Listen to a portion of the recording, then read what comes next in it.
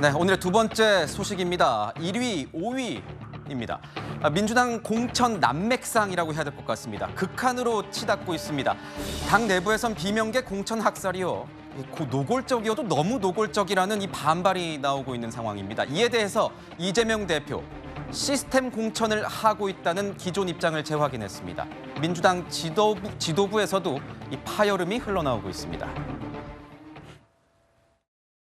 공천 상황 둘러싸고 현재 내용이 많고 정책이 필요하다는 의견이 많은데 이거에 대해서는 어떻게 생각하세요?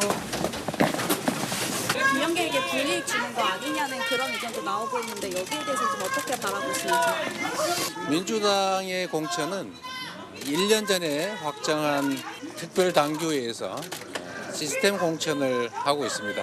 각종 위원회에서 합리적인 판단을 하고 있는데 물론 낙천되신 분들이나 경선에 참여하지 못하는 분들은 매우 억울하실 텐데 위로 말씀드립니다. 그러나 불가피한 점들을 이해해 주시기 바랍니다. 네.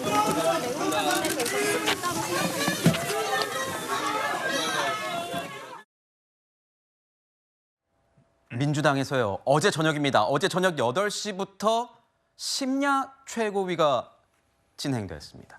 거의 자정무렵까지 됐습니다. 저도 정치부 출입했지만 이런 경우 거의 많이 못 봤는데 이렇게 참석하신 의원들, 최고위원들 몇몇은 이렇습니다. 여기에서 논란이 된 건 뭐냐? 김우영 강원도당 위원장의 서울 은평을 출마에 대해서 서로 논의를 한 겁니다. 부당하다는 얘기를 홍익표 원내대표와 고민정 최고위원이 했고 문제 제기를 한 거죠. 여기에 대해서 경론이 벌어졌는데 결국은 이 은평을 경선이 유지되는 쪽으로 결과가 나온 것 같습니다. 성 의장님, 제가 설명한 게 맞습니까? 예, 맞습니다. 지금 김우영 후보가 문제가 되고 있는 이유는 지난 총선에서, 그러니까 2020년 총선에서 김우영 후보가 은평을의 경선에 나왔었습니다. 네. 거기서 낙선을 한 이후에 고향인 강원도로 돌아가겠다고 했었고, 그래서 강원도당 위원장인 그렇죠. 거죠, 지금. 그리고 2022년에는 심지어 강릉시장 후보로 전략공천까지 받았습니다. 네. 그러니까 전략공천을 받았다는 것은 당에 어떻게 보면 좀 혜택을 받은 것이죠. 당에서 좀 밀어주기도 한 것이고요. 근데 그런 혜택을 받고 이후에 강원도당 위원장이 됐는데 이 서울 은평을, 왜냐하면 과거에 은평구청장을 2회 한 적이 있기 때문에, 재선을 한 적이 있기 때문에 다시 돌아온 것인데, 그거에 대해서 강원도당 위원장의 사표 수리가 안 된 상황에서 서울 은평을 출마를 선언했고, 그런 거에 대해서 당에서 주의까지 줬습니다. 근데 결국 끝까지 사표가 수리되기 전에 이미 후보 등록하고 진행된 것에 대해서 이의 제기를 한 것이고요.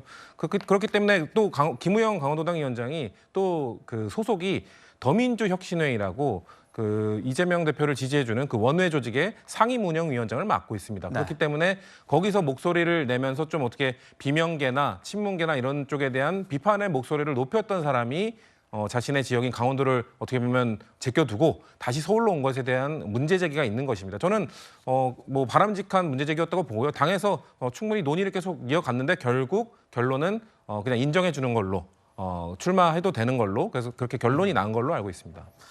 자, 방금 성 의장도 말씀을 주셨는데요. 이 민주당 심야 최고위에서 논란이 된 인물 김우영 강원도당 위원장은요, 대표적인 친명계 인사로 알려져 있습니다. 이재명 대표에 대해서 저한테 왜 이재명한테 그렇게 감정이입을 하냐라는 분들도 많이 있습니다. 이재명이라는 사람은 인간적인 측면에서 아주 따뜻하고 포용성이 있거나 재밌는 사람은 아닙니다. 이 사람이 내면적으로 보면 아주 안타까운 어떤 삶의 경로를 거쳐왔는데, 언론, 기득권 세력들이 범죄자와 악마화하는 게 너무 안타까웠습니다. 저는 그 사람 옆에 서서 함께 이 위기를 돌파했으면 좋겠다. 네, 이 김우영 강원도당 위원장은요, 이 친명 자객 공천으로 논란을 빚은 바 있습니다. 강원도당 위원장인데 이 서울 은평을로 지역을 옮겨서 출사표를 던진 겁니다. 지도부로부터 주의 조치를 받기도 한 것으로 알려져 있는데, 여기에 이제 현역 지금 의원이 강병원 의원인 거잖아요. 이현종 의원님. 네. 재심 신청을 했는데 재심위에서 문제 없다, 기각을 했습니다. 네. 이건 어떻게 봐야 됩니까? 이게 바로 이제 좀 전에 이재명 대표가 우리는 시스템 공천에서 움직여진다라고 이야기했지 않습니까? 그 시스템에 중대한 문제가 생긴 거죠. 왜냐하면 이 강병원 의원 같은 경우는 지금 이 지역에서 이제 출마를 해서 이제 이 재선인가요? 아마 하고 있는데 이분이 이제 이재명 대표에 대해서 상당히 예전에 비판적인 이야기를 좀 많이 했고 네. 비명계입니다. 자, 그러다 보니 이제 김우영 전 강원도당 위원장이 강원도당 직위를 가지고 있으면서 여기에다가 이제 출마를 선언한 거예요. 그래서 당에서도 이 부분 관련해서 이제 경고를 했는데 문제는 이 자격이 안 되는 상황을 이제 여전히 이제 경선을 붙여줬단 말이에요. 그러니까 바로 이 문제를 이제 제기를 한 것인데 결국은 이제 문제가 없다라고 결론이 난 거 아니겠습니까? 이게 이 문제가 친명과 비명 간의 어떤 갈등의 압축적인 어떤 문제다. 왜냐하면 어제 이 심야 회의 같은 경우는 여러 가지 문제가 논의가 예정이 돼 있었어요.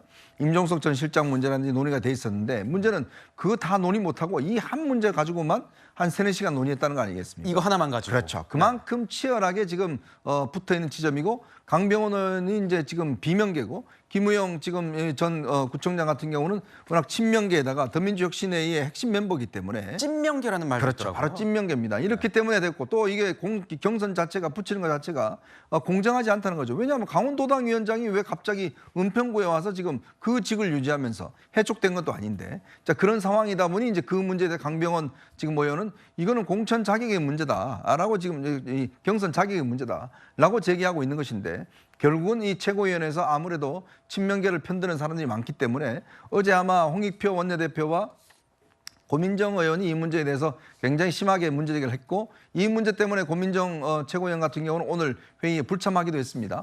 그만큼 지금 임종석 그다음에 이 강병원 이 문제가 사실상 이제 친명과 비명 간의 핵심적인 지금 싸움의 어떤 중심에 서 있는 것 같습니다. 네. 공천과 관련해서 당 내용이 깊어지고 있는데 이재명 민주당 대표 같은 경우에는 시스템 공천을 하고 있다. 이런 논란에 대해서 공천 할사 논란에 대해서 반박을 하고 있는 상황인 겁니다.